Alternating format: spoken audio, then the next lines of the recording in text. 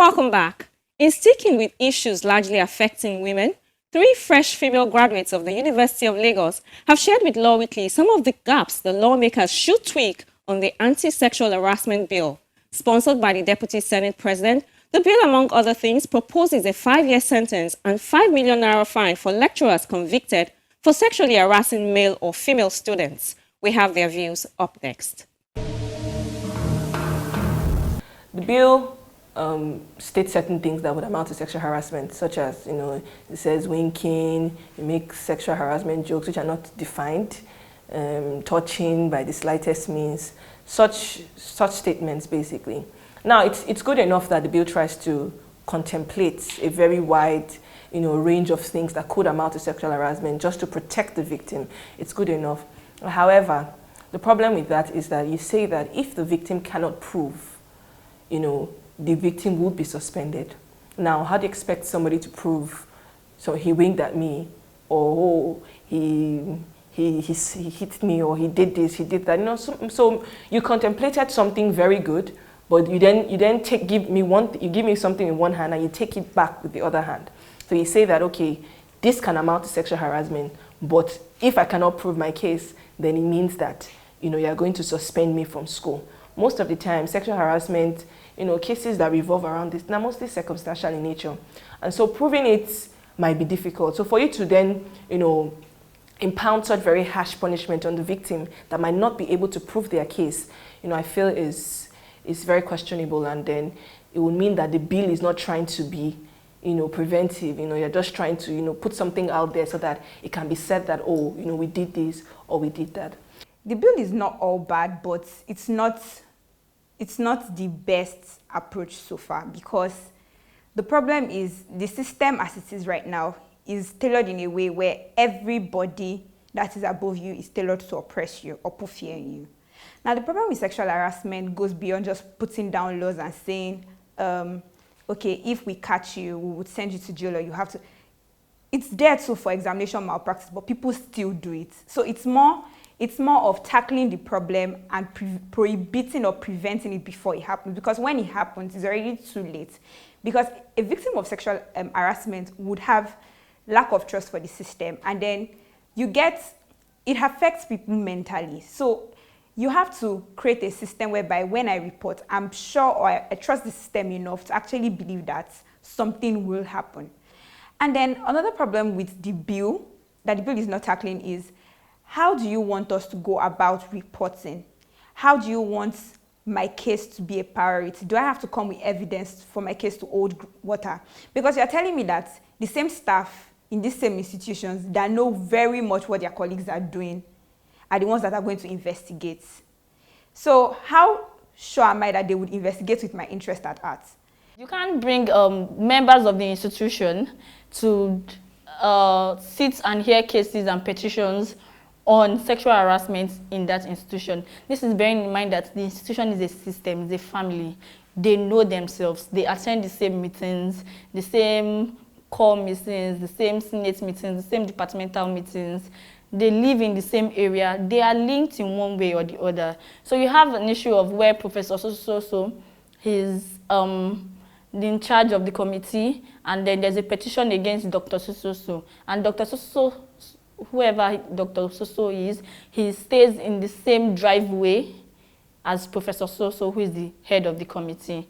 And definitely they know themselves, they greet themselves, they attend the same association meetings.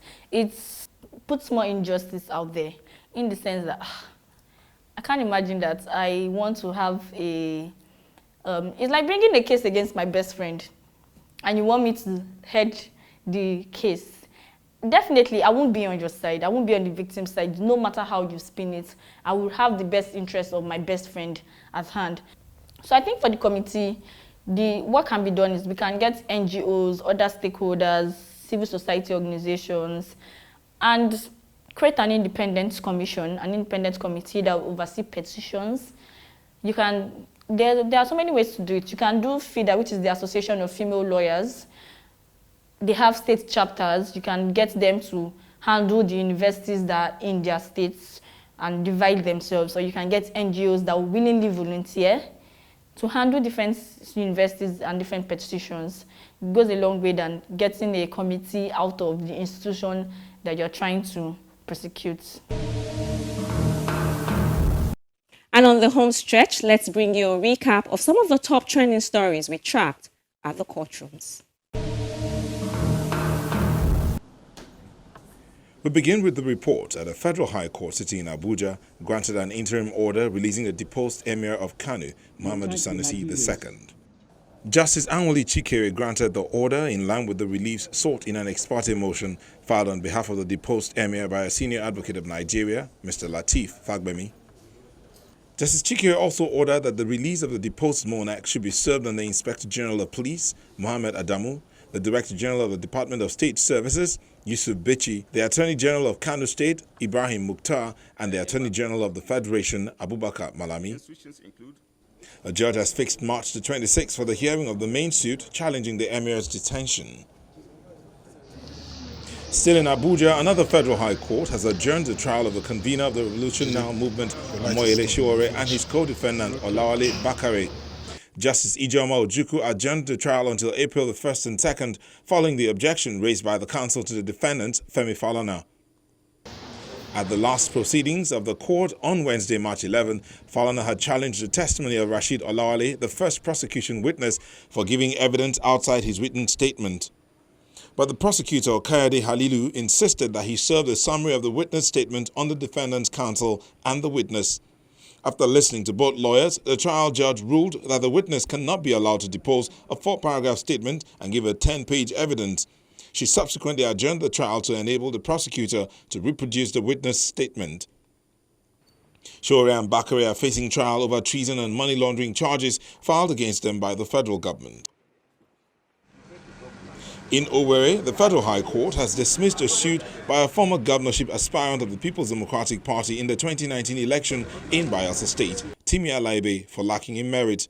In a 2-hour judgment delivered on Tuesday, Justice Ringim struck out most of the reliefs sought by Alaibe for failing to prove that the PDP wrongfully nominated Governor Doye Diri as its candidate in the governorship election. He noted that the plaintiff's application was not statute barred because he met the time frame from the primary to the period he challenged the matter. The judge, however, stated that the case was an internal affair of the party, saying the plaintiff was incompetent to urge the PDP to conduct a fresh primary, having conducted the party's primary on September the 3rd, 2019. In Lagos, the Federal High Court has adjourned till April the 23rd for further hearing in the alleged 450 million naira fraud charge involving Dele Belgore, senior advocate of Nigeria, and a former Minister for National Planning, Professor Abubakar Sulaiman. The defendants are being prosecuted by the Economic and Financial Crimes Commission for a 5-count charge of conspiracy and possession of proceeds of crime to the tune of 450 million naira. Before adjourning, the court delivered a ruling and admitted in evidence a CCTV footage from the bank where the money was collected and the certificate of identification. Justice Rilwan Aikawa held that it is permissible for a document to be identified by any other than the maker, as the document is not meant to decorate the archives of the court.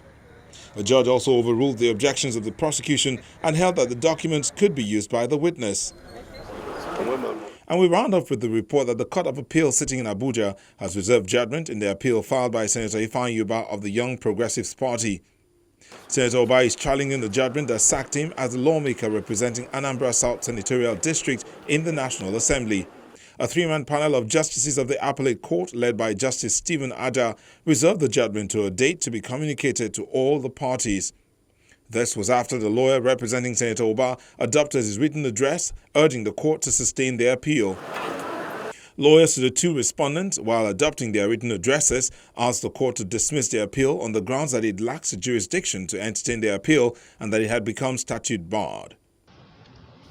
Justice Kawu directed the Independent National Electoral Commission to withdraw the certificate of return which it issued to Senator Ubah and issue a fresh one to Dr. Uzo of the People's Democratic Party, who came second at the election.